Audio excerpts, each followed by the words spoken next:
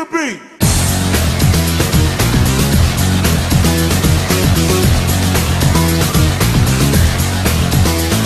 Your duties are likely to take you to the far reaches of the galaxy. I will need to deploy you at will.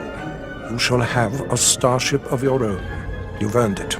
You bet I've earned it. Travel ahead. Hey everyone, Giancarlo Veronini here at Gamescom 2010. I'm joined by Daniel Erickson, the lead writer on Star Wars The Old Republic. Now Daniel, it was announced at Gamescom that Star Wars The Old Republic would have space combat. Now, Star Wars has a rich history in the space combat genre, so how much of a daunting task is that to kind of incorporate something like that into a game that's already so massive? Well, one of the things you got to see was our approach has been the same as it's been for the ground game. We thought, first, what is going to give us the most cinematic, action-packed, true-to-the-movies experience? So, while daunting, we had a really good box to work in. So we looked at it and we said, all right, what does it actually look like in the movies when they go out and they get into a space fight? What are they doing in space? You know, what are they wandering around, or are they? No, they're traveling from point A to point B, and then things are going wrong, or they're trying to get in and do something sneaky, and then a whole bunch of combat breaks out, and we shoot a bunch of people, and it's big and it's pretty, and there's explosions. So we had a good place to draw from.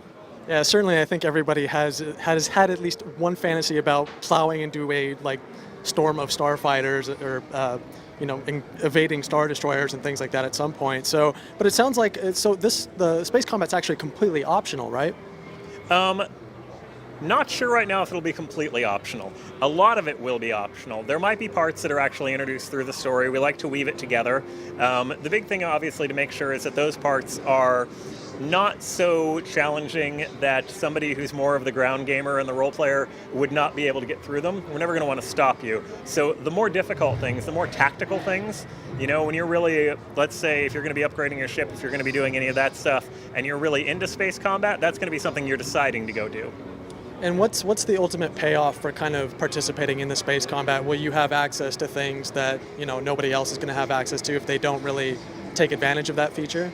Absolutely. We're trying to also make there be several paths to rewards. So if, let's say, you really want to get that last little bit of experience points before you go to your next flashpoint, we want to make sure that there are lots of different ways to do that. So we're exploring things like giving XP for space combat, giving XP for battlegrounds, doing that sort of thing. So one of the philosophies we've always had is let the players play how they want to play, and in the play patterns that feel the best for them.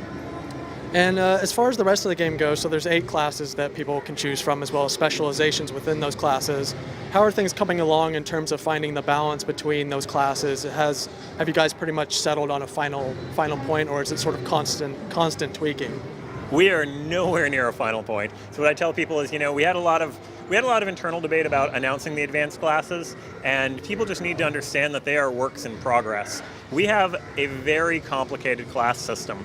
We have the 8 stories we wanted to tell, but then we said, oh, well, that's not enough classes. I mean, it's a BioWare game and it's an MMO, all right? So we took the 16 advanced classes, and the advanced classes are total class systems by themselves. You can't think of another game where you have little offshoots. Like each of those classes, the difference between being a Sith Inquisitor, going down the sort of Darth Maul route where you're a close-in, you know, ninja guy fighter with your double-bladed lightsaber, versus going the Palpatine route of secrecy and lightning and creeping through, like, very different sort of builds.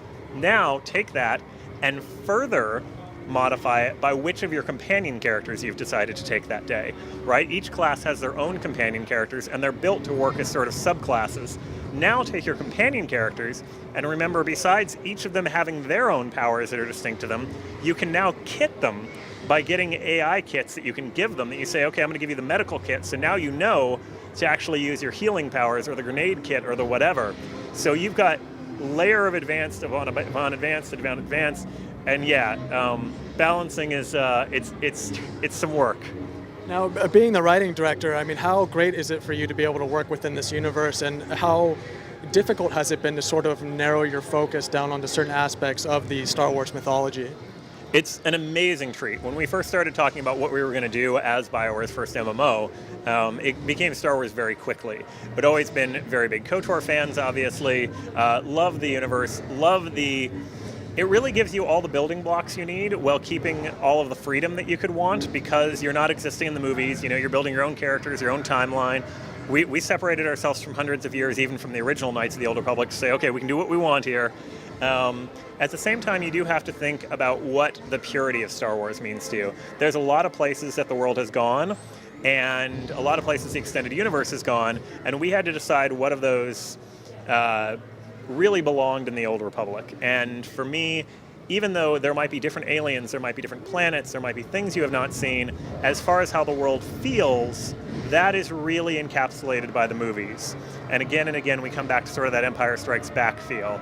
You know, the Force is not magic. We should not be, like, you know, going through Force portals, and people shouldn't be throwing Force fireballs, and, you know, this, like, and there is some of that in the broader thing, but we really want to feel it's tech, it's space fantasy, you know, it is, the Force is a mysterious thing that is happening within this, but you don't want to fall off into swords and sorcery. And obviously another big aspect of this game is the fact that, you know, the story is very strong, and the fact that a lot of the dialogue is actually provided by voice actors. How has that been coming along, and how has that sort of, you know, how does that alter the MMO experience?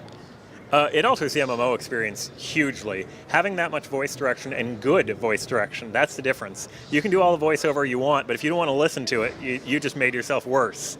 So having professional, amazing actors, we've been doing this for years now, just getting all the voiceover work done, and then having choices, and having your player have a voice, and being able to choose what you say, really making yourself a star. You probably got to notice today, and everyone's going to get to notice tomorrow, when for the first time everyone in the public gets to come in and play the game. The cinematic experience totally changes your immersion, totally changes how connected you are to the decision and what you've gone and made your character into. Sounds great. And final question, have to ask it, you know, platform and release date. So it is coming out for PC, and it's spring 2011. Great, sounds good. Thank you so much for joining us. Thank you. Of course. Stay tuned with GameSpot for more on Star Wars: The Old Republic.